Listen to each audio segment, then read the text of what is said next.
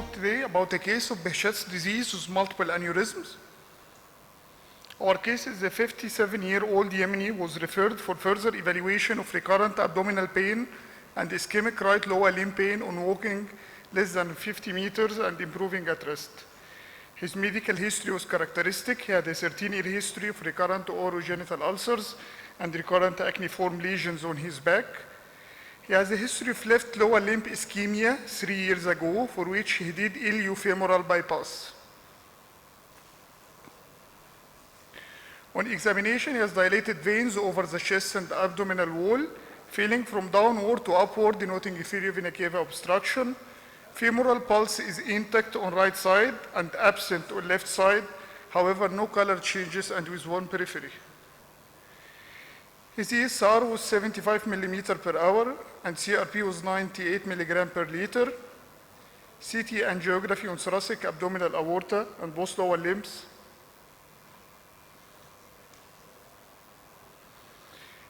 There is saccular partial thrombosed aneurysm. It's about 2.6 to 2.2 centimeters from the distal abdominal aorta. And there is a large aneurysm at the superior mesenteric artery, and this is its dimensions. He has a left common femoral artery stent. This is the old one that he previously did, showing occluded lumen and thread-like attenuation of the posterior ostial segment on the left side. And on the right side, there is patent common femoral artery is seen, and there is a saccular aneurysm from its lateral sides, 1.4 to 1.2 to 1.9 centimeters. And this is the femoral artery, the right and the left femoral artery. The left is attenuated, and the right is patent, but it's occluded proximal half of the popliteal artery, and there is collateral refilling in this case.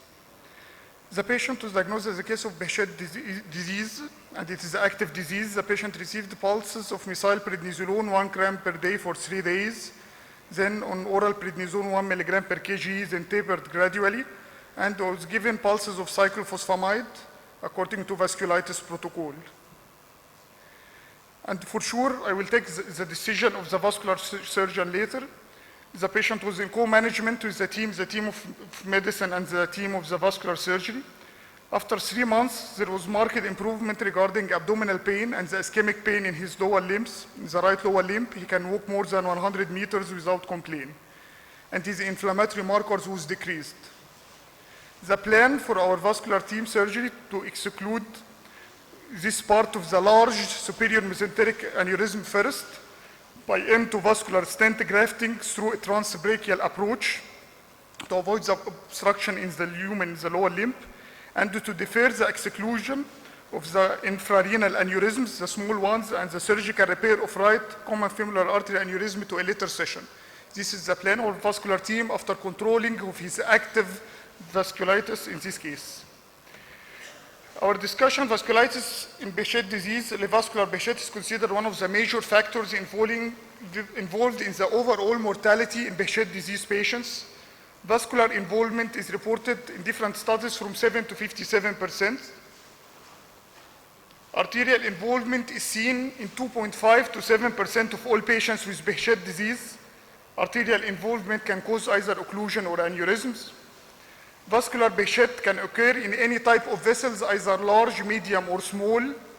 The commonest site of aneurysm in cases with Behçet is in the aorta, followed by femoral and pulmonary arteries. It can also affect iliac, popliteal, and carotid arteries, but rarely affects the cerebral, coronary, or renal arteries. The treatment of vascular Behçet requires multidisciplinary approach. Corticosteroid therapy and other immunosuppressive drugs have been a cornerstone in the management of vascular Behçet. The immunosuppression, either cyclophosphamide, azathioprine, cyclosporin, anti-tumor necrosis, factor alpha agents, and interferon alpha has been used. For aortic aneurysm, medical treatment with corticosteroids and cyclophosphamide is necessary before intervention to repair, especially, as my colleague said, in elective cases, not in urgent surgical cases in emergency. Surgery or stenting should not be delayed if the patient is symptomatic or in emergency. In order to reduce the incidence of recurrence of aneurysms, and mortality after the operation, the endovascular approach would be feasible, and the operation should be avoided during the active phase of Behçet disease in elective cases. The main feature for aneurysm in Behçet disease is the relapses.